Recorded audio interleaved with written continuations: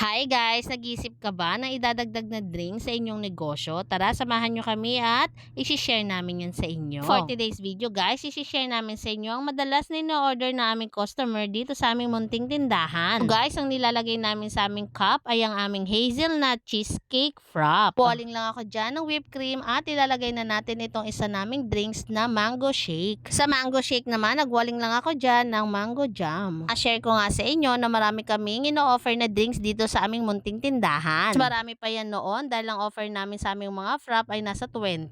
Binawasan na namin yan. I think nasa 10 mahigit na lang yun. Dahil nahihirapan kami mag-prepare kapag sabay-sabay na nag-order ang aming mga customer. Ang may sasuggest namin sa inyo guys, maglagay lang kayo na maglagay ng mga products na idadagdag sa inyong munting tindahan. Hindi nyo kasi alam kung ano magiging bestseller dyan sa tindahan nyo. Iba-iba ang mga customer na bibili sa atin at iba-iba din ang mga gusto nilang flavor. O diba? Palitan nyo na lang yan guys kapag hindi mabenta sa inyong tindahan. At mag-focus kayo sa mga products na gustong-gusto ng inyong mga customer, o diba? Ayan na, tapos na natin gawin ang ating mga drinks. Mango shake large for only 70 pesos, hazelnut cheesecake for only 100 pesos, at ang aming bestseller na Chocomousse large for only 75 pesos, large size na. O siya guys, yun lang muna for today's video. Salamat sa inyo. Bye-bye!